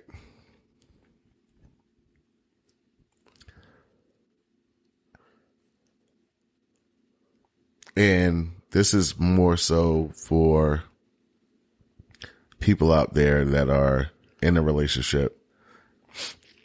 And your person might not be your best friend. There's nothing wrong with that. Let me state that first and foremost. I don't feel like people understand like the gravity of that title. Like, it's a big, big title. Huge title. And I feel like people make light of it, or people like undersell it. And it's like, yeah, like that person hears everything. Unfiltered, usually at the crux of everything. This person is usually the person that's able to talk you down. Mm-hmm. So if that person isn't that person yet, nothing wrong with that. Give them a chance to be that person. But I'm 50-50 because I feel like it's more integration than like surpassing, if that means anything. Like, I would rather integrate another person into the fold that everyone is aware of, everyone has seen coming, and it's more like, low key, one of my favorite movie phrases ever was when Wesley in Wanted shot the target, curved bullet around a pig, and Morgan Freeman looked at him and said, "Welcome to the fraternity." Like, it's like that type of vibe. Like, I can't welcome you in until you like, you do some shit. Like, then you meet everybody else, and then it's like, you know, you understand the tier system and shit. But I know there's certain shit that I might not want to spring on my partner, but I know my partner's gonna know everything. And it's more so one of those like perfect scenario, right? Hey babe, you good? Yeah, I'm good. You know, rough day at work, whatever. Divulge everything. Right? You know, I want you to be integrated in everything. But it might be a situation like, hey, what's going on with such and such? Is he good? We're getting there. We'll be all right. Let me call you back. I gotta step out real quick. I might not want to involve you in that. Just period. And it has nothing to do with trust, but more so to do with my number one priority is to protect and provide. Sometimes it's best that you leave people out of situations before shit becomes a situation. Yeah, absolutely. So it's like, if I can leave you out of a situation that you know nothing about, you can be accountable for nothing. And I'm always thinking like that far ahead. But then it goes even further than that, because here's a fucking weird ass acid drop, right? In my mind, you have your best friends. There might be some shit that I might not involve y'all in, simply because I know what's at stake for y'all. Yeah. So it's like, yo, what up, Jay? You good? What up, Nove? You good? I will be. I'll call you back. And that'll be the end of that conversation, period. Mm-hmm. Because it's like, yeah, now we're starting to deal with, I got godsons at stake. And it's like, all right, let's leave that completely out of it. I think that the idea of having your romantic partner be your best friend, to me, is a borderline. Cause I'm still in a space where I'm kind of evaluating the whole concept of that. Yes, no. To me, it's almost kind of borderline being a red flag. And I say that because anybody out there that listens to this show or who believes in the concept of your partner should be your best friend, I would have like one simple ass question. Why do you need that? What is important to you that you would need that be a thing that is in your relationship or your marriage? And I ask that because of this. Most people, not all, that I've heard that have said that is a wish for them. Haven't had no friends? One, the majority of them have been female that have said that. Two, that's a fact. Jesus Christ. As far as social circles are concerned, I'm not even sure you've ever had a best friend or a really, really, really good friend. And you trying to compartmentalize all that into one person. And three, I would ask why you want that, because speak your piece. You might have been missing out on some shit emotionally in your past that you're just trying to put all into one person. Ooh. You're afraid to go test out the waters and figure out how you can fit this person, this person, this person, this person into all your emotional needs. So you say, I want a one-stop shop, and I will hope that Bae is going to be all those things that I need. That's a lot of fucking pressure, bro. So that is a major, major red flags. I would ask anybody that wants their significant other to be their best friend, have you ever really had a best friend? Because I'm not sure you understand the concept of best friends. I've had multiple. Me and you, at some points in our past, have been best friends. We've been through it all. Yeah, literally. And you would say, through all the friends that you've had and all the friends that I've had, not all motherfuckers is going to stick around through it all. Everybody ain't built the same. So if you're the type of person that won't stick to it through it all, maybe you're looking for a best friend because you're looking for somebody to compensate some shit that you ain't really built for. Yeah. That sounds and that's right. A fact. That sounds about right. That's a fact. You ain't lied about that. I feel like, the common thread between relationships and friendships, and we start trying to tie the knots and weave the weaves and shit, is, you choose your best friends, right? And at some point, you choose the person you want to be with, right?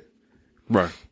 But, like, the difference between best friends and, like, relationships on its face is relationships really get tested through time. Right. And the weird thing about it is we never put a time constraint on relationships. Like best friends and shit. Like, if you my nigga, you my nigga. Like, if you my boy, you my boy. That's it. Relationships, on the other hand, are bred and birthed in a time chamber now. Right. So everything is compressed and everything gets looked at through a scope of, all right, I need to know where we're going here at this point, at this time. And it's like, yeah, that's not the way realistically natural relationships are birthed. So to ask somebody to take that best friend mantle, like, yeah, there's no way I can compress 20 some odd years into whatever we've been through, like, and be sure, like, no. No, it's impossible. Like, going into something outside element. Handshakes. Right? If you work with us, you know we have a handshake. And for the record, if you've seen the handshake, I know it looks dope. No, we're not teaching it to you. Just factual. It's just not happening. But No. yeah, I never really put a lot of thought into like hearing like, oh, why don't we have a handshake? Like, what? That shit just made me think of a good ass point and shit. The reason why I think the whole asking for your partner to be your best friend is a red flag. You know why I feel it's a red flag? Man, this just is going off purely based off history from motherfuckers that I've heard mention that ideology. People who be asking that their partner be their best friend, I'm not sure that they that good at being friends to begin with. You think so? I think so, bro. So, like, you mentioned the whole handshake shit, right? Yeah. Like, me and you got a handshake. Yeah. I got a handshake with Dre the Peace Guy. So do I got a handshake with my other brother, Kev. I've had handshakes with some of my best friends in the past. Yeah. You don't just get that shit on the day one orientation. Yeah, you don't get that don't come with the instruction package. That shit comes with like coming up with a hand, been through a situation, coming up with a handshake. Nah, I don't like that. Let's add this. Let's subtract that. Let's do this. You remember the MSP handshake? Yeah. Jesus. Shout out MSP. I could probably still do that to this day. Facts. So there are situations where I feel like people who put a big emphasis on friendship in their relationship, I would ask you to ask yourself a question. Are you the type of person that would make for a good friend? And what values do you place on being a friend? Like, are you reliable? Because when I go to my best friends in the past and right now, I'm like, yo, I'm looking for people that hold me accountable. I'm looking for transcendence. I'm looking for somebody that says like, oh, you good where you at, but like I see bigger for you. There are greater things for you in your horizon. I'm doing whatever it has to do to make sure that you reach your full potential. I'm seeing somebody that really loves you. I'm seeing somebody that really wants the best for you no matter what. I'm looking for people that invest in you, not just time, but like really, truly invest in you. You got a podcast, you got a business, whatever, what you need from me. How can I help? I'll pass out flyers. That's what I look for in the best friend. I think people have this idea of friendship being just, oh, the vibes is good. Bro. Yeah. Me, like, say me and you, right? Our relationship. We so past fucking vibes, it's not even like funny and shit. I was about to say, I don't come to you for like vibes. Nah, not at all. Because we done been through some shit. Like, a lot of, yo, you know how weird it is when I be like, yeah, there was a good moment we wasn't talking. No, we wasn't. Like, and that's the true test of friendship to me. And that's where I gauge everything at. It's like, when shit get rocky, what happens? Like, what do you do then? Like, when, as we used to talk about before, like, yeah, can you get past like surface conversation? Like, yeah, don't come to me like, yo, no, what's up? The weather is cool. Like, shut the fuck up. What are you talking about? Right. Like, what do you want? Right. Like, what do you do when like the situation is rocky? Like, how do you proceed then? Can you truly call somebody your best friend if y'all just have surface level conversation? Nah. Like the shit y'all like, the shit y'all interested in, what happened last night. Nah, because I feel like all that shit takes a turn. Like the second, like you got to do life together. Either you got to do life together, or I feel like some real shit come up. Like I feel like surface level conversation is comfortable, it's controllable, and it's very much like surface, like hi, bye. Like, shout out to the homie Margaret. My homie Margaret is going through some real shit right now. Like real shit.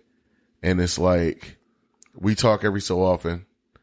Not as much as I feel like I need to, and that's part on me. I'll take that. But you find out real shit about people when they have no benefit to gain from anything.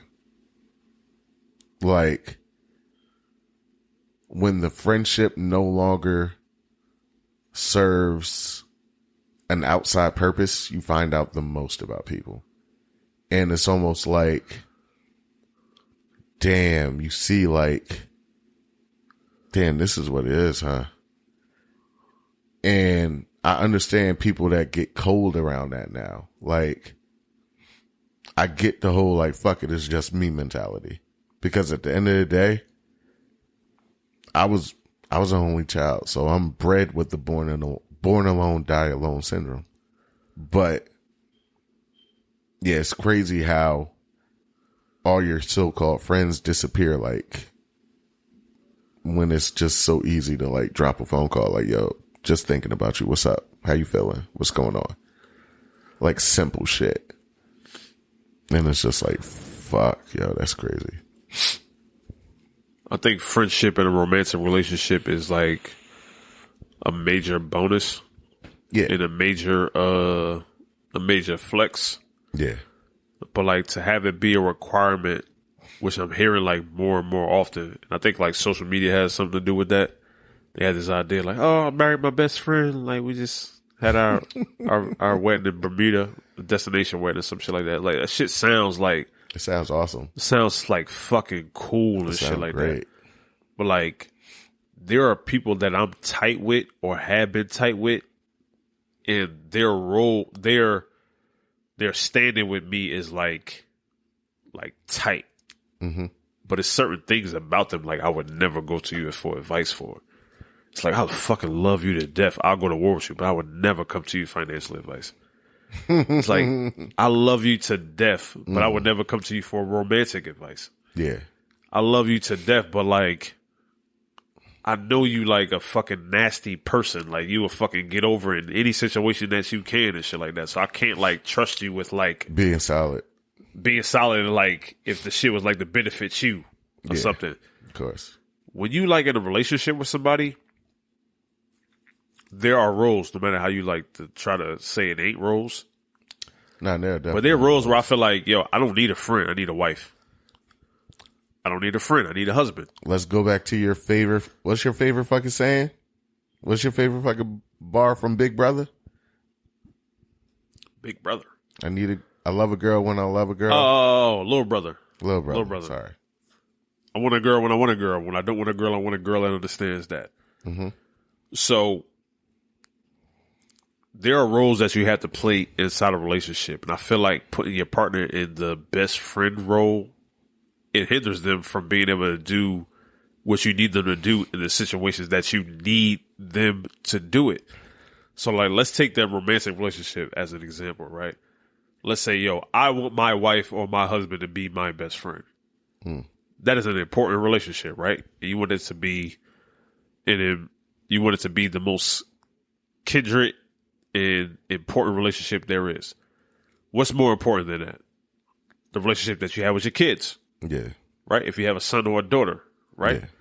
Would you want to be best friends with your child? It's impossible. Nah.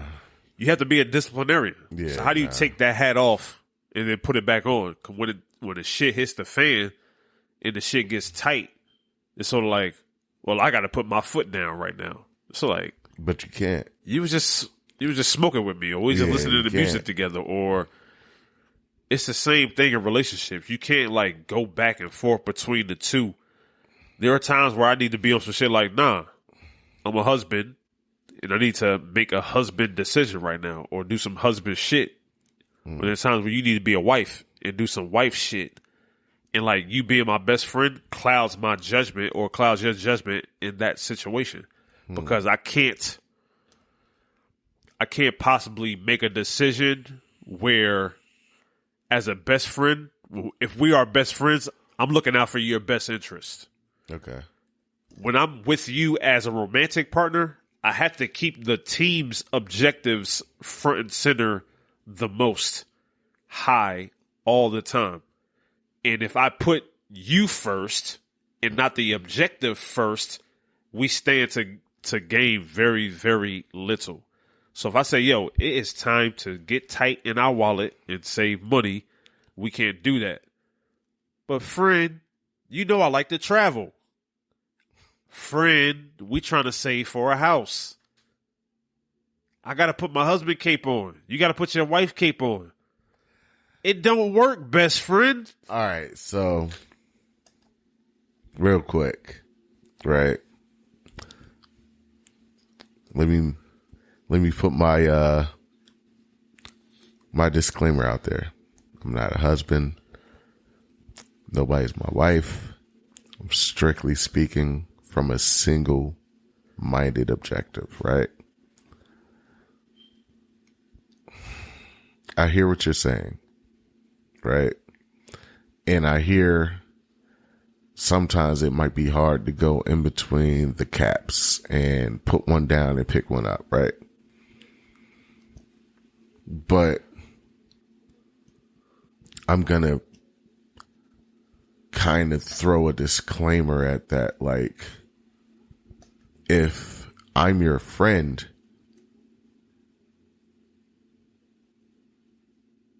all of that rolls together in this one sense. I might not agree with what you're saying, right? I understand with what you're saying.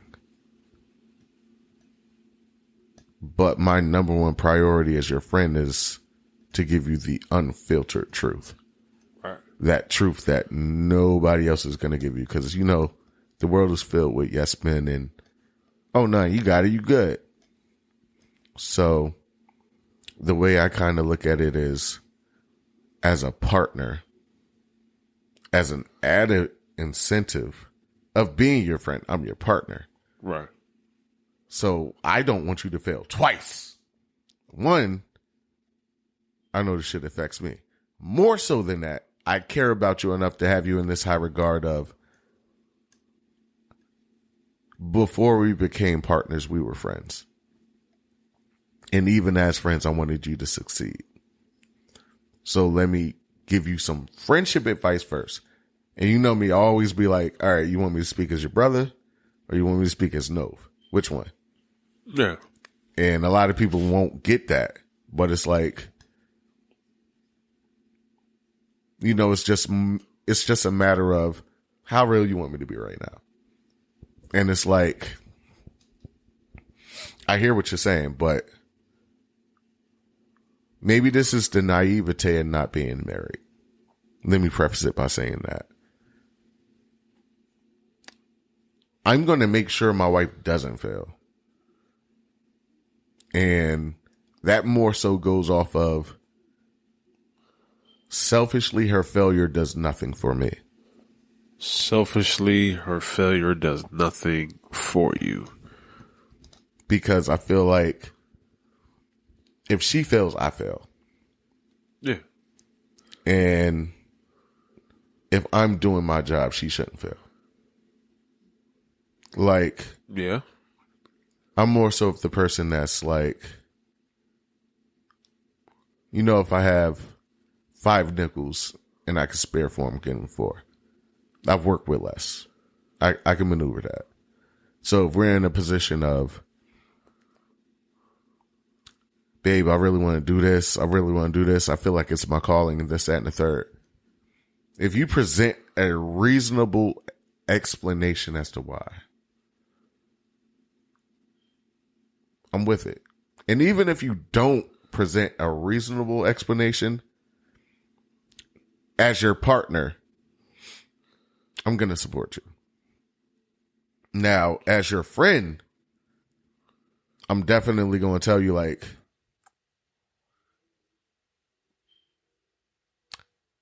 I don't know if I would have did it at this time, but if this is what you truly want to do and you're not going to bullshit about it, I'm with it. It's almost like the way I look at the partner and the friendship dynamic is like, you got to have like that secure on all fronts. And like you said, like you got to be able to wear multiple hats, but you can't be afraid to give. Like, everybody's so afraid to, like, I don't want to say give criticism, but say no.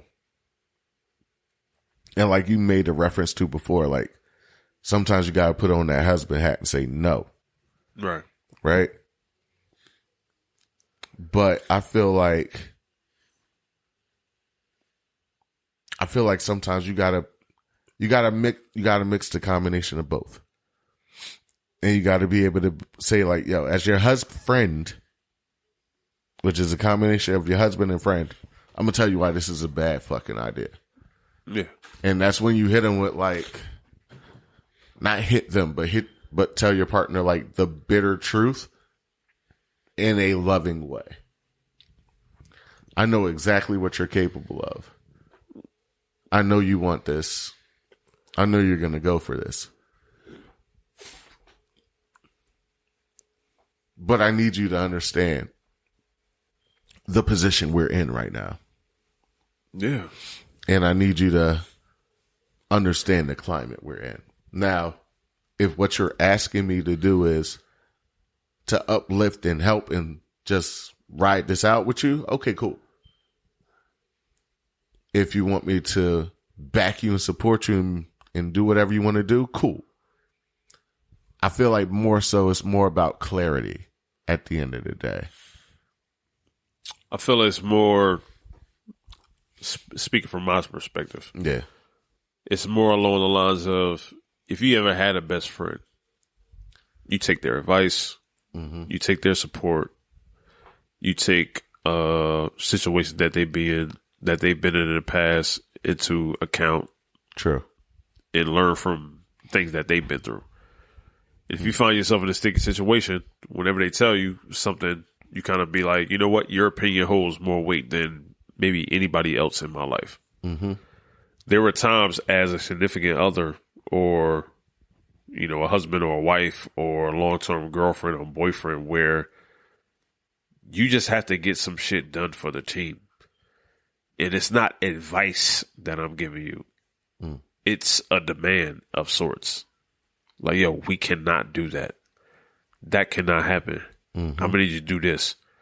Because best friends have a tendency to be supportive through shit that you do where you either doing wrong, doing right, but they going to look at you unconditionally.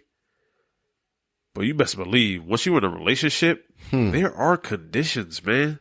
If you don't meet my needs, I can't stay here. I can't be here. That's the condition.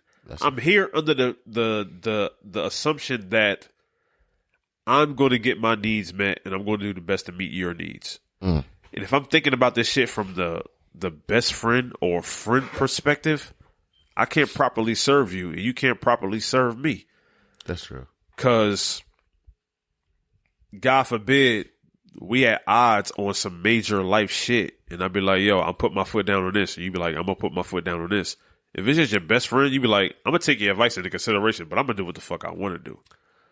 When it's Bae talking, if your best friend gives you some advice, but you have your mind made up, more times than not, you're going to do what the hell you want to do. You'll take what they say into consideration, but it's like, all right, I'm going to do what I want to do. I feel like I'm about to buy this thing. When you in a relationship, it's sort of like whatever that decision you about to make affects both of us. Because the best friend is out of this scenario where your decision of what you do or don't do affects them as well. They just give you their advice. Damn. When you're in a relationship, it's like, all right, man, you about to quit your job? That's cool. All right. So the shit sound good, like having a motherfucker be your best friend up until you start talking about like, I'm about to quit my job to pursue my dreams. Oh yeah, like shit that really affects like the household and everything else. Yeah, I want to sing. It's like, babe, you ain't that good of a singer. I'm sorry. You're not going to support my dreams out here? No. You ain't that fucking good of a singer. I'm sorry. Say no. And I want you to be a singer. I want you to pursue this shit. But you quitting your job, right now ain't good for the squad. I can't do it. You just don't know how good I could sing. That's all that is. So that whole best friend shit sound good. And it's an easy role to play when you on the outside. But like, we really got to be in this motherfucker. Like, this shit is 24/7, 365. This is some real shit. Yeah, it's like real shit. Best friendships end all the time. Yeah, when you make a commitment that like I'm finna stay no matter what, like that's true friendship. It ain't shit that you could do outside of hurt the fam that I'll be on some shit like me and you ain't gonna be what we are. Well said. Other than that. Yeah. We already made, it's like, it don't even have to be said. Like, I already know. Like, we together until the casket dip. Like, it's over. Relationships, you have a quota to meet. If you're not serving the purpose of helping me turn into the best possible version of myself that I can be, what exactly are you around for? Another reason why I feel like the whole friendship shit don't really jive too well for me. Us as human beings, we social creatures. Yeah. We like to go out and network. We like to build friends. Yeah. If you have one person in the crib every day is your everything, it kind of makes your social circle suffer a little bit. Yeah. I only go out to eat with Bae. I only go to movies with Bae. We go bowling, date night. I go to him for advice. I go to her for advice. I don't have nobody else I talk to outside of this person. That's kind of, you set yourself up for failure right there. Yeah. Yes and no. I say yes and no. Where's the no? I always believe, like, you know, a small part of that, like, you know, your missus should be your anchor or your partner should be your anchor. Like, we talked about home base and everything else before. Like, you have to know, like, where your home base is, for lack of a better phrase. And I don't necessarily feel like your partner operates as an indictment or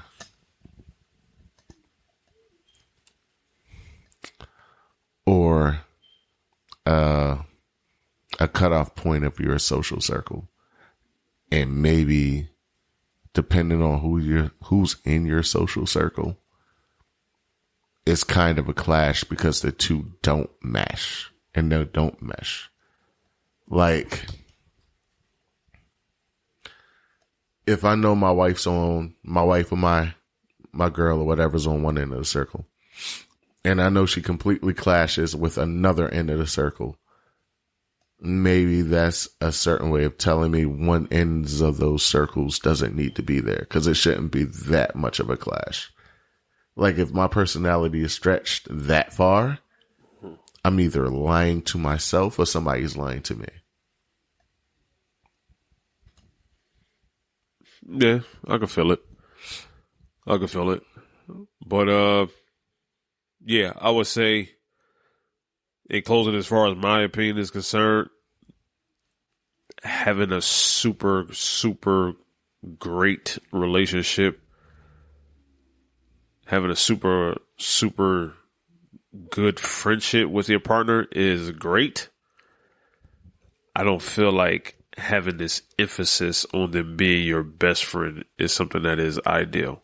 It poses more red flags to me than not. Mm-hmm. But I would say like having a great friendship that kind of feels like this person is your best friend. That's cool. Like I don't have a problem with it at all. But my opinion is try this real fucking serious relationship or marriage shit, and then talk to me about that whole like best friend shit. Like, cause like motherfuckers really don't have an idea like what being a good friend is until you got to be a friend when like shit get real. You know what? I think I think I'm going to investigate and ask the perfect quote unquote married couple their opinion on this, because I'm pretty sure they're going to have an opinion. Pretty sure. Yeah. I'm pretty sure they're going to really like probably catch me at some time like, hey yo, chill. It wasn't just me. Yeah. Closing thoughts, sir. Closing thoughts. I mean, just a bit of advice. Don't put so much of an emphasis on it. Work on your relationship. Find somebody that has goals that align with yours, values that align with yours, spirituality that aligns with yours, and then take it from there. But as far as like putting an emphasis on Bae gotta be my best friend, it shouldn't be something that is on the top of the list. And if it is, I think it says a lot about maybe the work that you might have to do with yourself emotionally, or voids that you're trying to fill inside yourself. And kind of just take it from there and assess it from there. No's final thoughts. The male and female best friend dynamic in a relationship. Be very careful and cognizant. Innocent things can really not appear so innocent. And I know a lot of times we let ego and pride get in the way of, you know, the way we might be perceiving something or the way our partner might be perceiving something. But try to keep all things relative in mind when you're thinking of that. Like, there might not be a reason in your mind why your partner might feel threatened, but would you be incredibly comfortable if somebody knew everything there was to know about your partner and you felt like you were on the outside looking in? Just food for thought. All right, that's to close out today's show, man. Brown Sugar. Shout out Mos Def. He was in here too, my man. Yeah, Mos Def. Shout out to Queen Latifah, New Jersey's own. Irvington, New Jersey, matter of factly. Say it again. Irvington. Ghost Town, double I. Yes, sir. Thank you for listening. It's been a long episode, just short of 2 hours. Anybody out there who's listening on Apple Podcasts, make sure you drop that 5-star if you really dig the show. Drop 0 stars if you feel like it's something that can be improved about the show. And drop a comment so we can try to make those improvements. If you find us on Instagram, make sure to shoot us a follow, shoot us a DM. We definitely respond to all comments, all DMs. Everything's about to go up as far as the social media is concerned. Let us know what you think about the new format of us reviewing these films and using it as a template to talk about greater and broader conversations regarding relationship and romantic advice. We think about stepping into the music space. Yes, sir.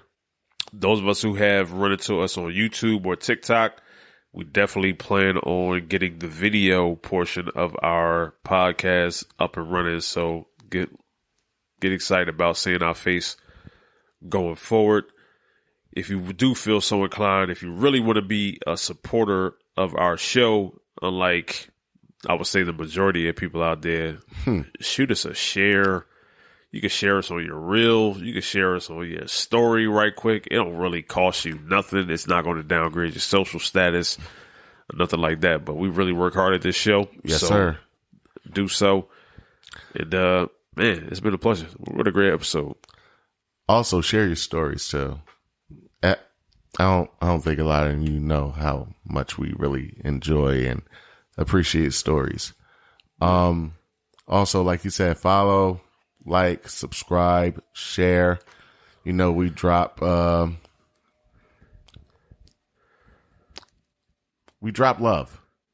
For instance, do drop love. You know, there's something coming up within the next month. Our homie, it's tea or tea time for those of you that know. Having a pretty good rendezvous type of situation.